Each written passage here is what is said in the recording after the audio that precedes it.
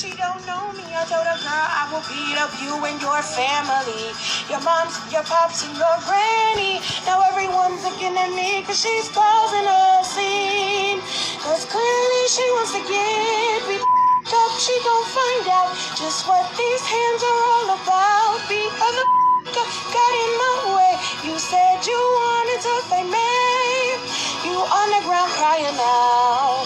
Now you're looking like a clown. You got beat the up.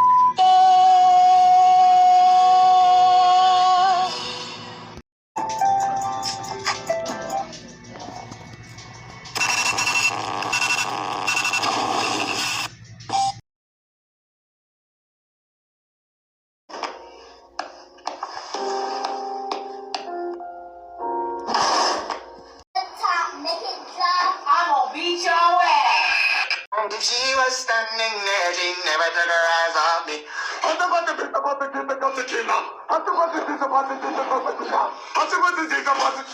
Yo, what is your problem? Tell me what's the problem. All this time. I know. Who's? Don't go in that closet. Don't go in that closet. Don't go in that closet. Don't you go in that closet. Get your stupid ass back in that motherfucking closet. You ain't doing this today. Get your stupid skinny ass back in this closet today. You long neck demon. Get your ass back in that closet and stay in there. You ain't doing this today. Don't try to fight. Stay in there. Now, when you get up to this school, don't be letting children put their hands on you. You understand me? They hit you, you better knock they out. Now, was it worth it? I worked it. I put my books down here like we rehearsed it. I said, black, pick the black, black. I said, black, pick the black, black. Cause if you hit me, I'ma hit back. And if you tell on me, I did that. I said, black, pick the black, black. I said, black, pick the black, black. You better not let them hit up on ya. Like I told ya, you ain't no punching bag girl. Hey, you better throw some. You better tell your teacher too so that she can know some. Cause if I come up to that school, ooh, we are no some. So what if they be talking, Mom? Oh, that's just blah blah. But if they put their hands on you, oh, that's a nah.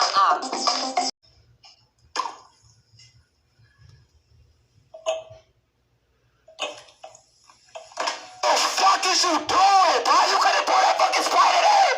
You couldn't pour that fucking Sprite in there? I swear to God, that's why I'm not having no kids, bro. Y'all can't do shit right. Tired. You tired? Wanna take a nap on my chest? Yes, please. Here, you can use my chest as a pillow to rest your cute face. You are so sweet, cotton swab. You are sweeter, sugar booger. Can you give me head rubs? Here you go. Can you tell me you love me to make me feel better? I love you, hubbly bubbly. I love you more. No, I love you more.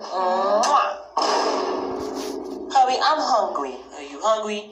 I can feed you some nice Skittles and some cake. Would that make you feel better? That would make my stomach feel like a unicorn dancing on a rainbow with sparkles for eyes. When I feed you this, you can't eat no more. Your stomach's going to hurt really bad. I'll give you tummy rubs. Thank you, baby. No problem, Sprinkle Tinkle.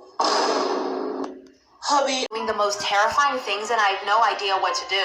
Please bear with me. Everyone will probably think I'm crazy, but I couldn't make this up. I hope posting this online will be a good start. My dog Otis is a relatively friendly Belgian Malinois with a tendency to get bitey when he gets nervous. To be honest, I never really liked him. I don't like to talk about it, but I'm sure you can piece together what happened when a clueless toddler and a nervous Belgian Malinois mix. I've had a scar ever since. A few weeks ago, my parents left me alone with just Otis and a few packs of ramen noodle cups to keep me company. I had my own phone, so I didn't care. I decided to get out my laptop and do a little gaming while I had the opportunity, and I heated up a fresh cup of noodles to eat. It was nice to have a little downtime to myself, and that was when I noticed it for the first time. As I booted up the game in the deafening quiet of a relatively empty house, I heard it. You are alone. It sent chills up my spine. It was raspy and hard to understand, sort of quiet at the same time. It came from directly behind me. I ripped the headphones off my ears and turned to look behind me in a panic flurry. Who's there? I asked. No response, just silence, hear the shaky sound of my panic breaths. The only thing I could see was my dog, staring at me with those dead eyes of his. Did I imagine it? I didn't think so. Otis, did you just talk to me? I asked. I felt dumb saying it, but I couldn't help but try. As I expected, no response. My day was ruined. I pulled out my phone to text my mom about it before I heard it again. I say hello. This time it was quieter, but a little more clear. I looked back at Otis to see he was standing on his hind legs with his chest puffed out, like a deer with chronic waist syndrome. It was terrifying. His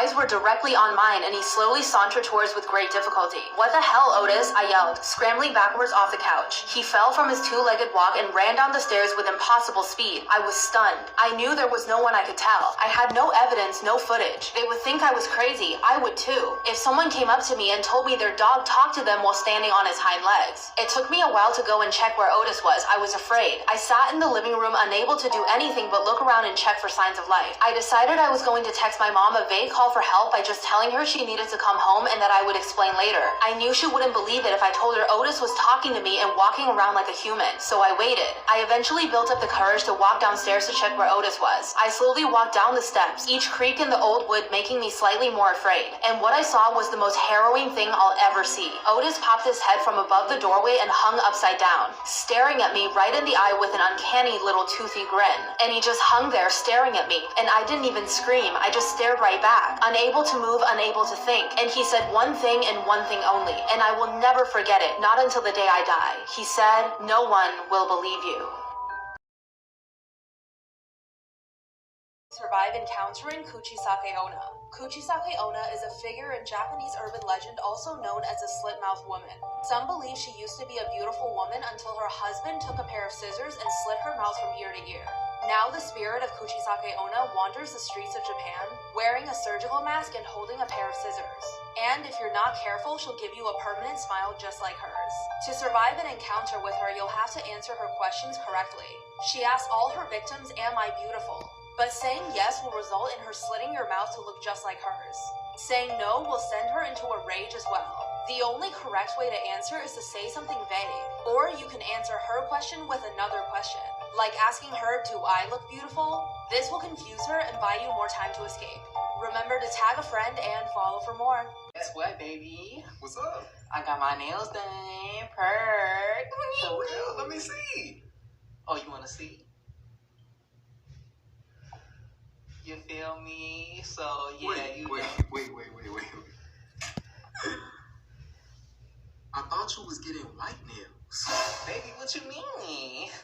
You don't remember? Yesterday you asked me what type of nails that I thought you should get, right? And what did I say? You said to get white nails. White nails. Exactly. So explain to me what you're doing with pink nails. I mean, I guess I just thought the pink nails looked better. I don't know. I thought they looked good. Come on, baby. Why you being like that? It's all good. Babe, It's all good. babe. I should have knew you was fucking Come somebody else. on. Come on. It's not even that big of a deal. Disrespect me like that, bro. Babe. Bro. Babe. Oh, fuck that. Stop. Man, no, bro. Stop.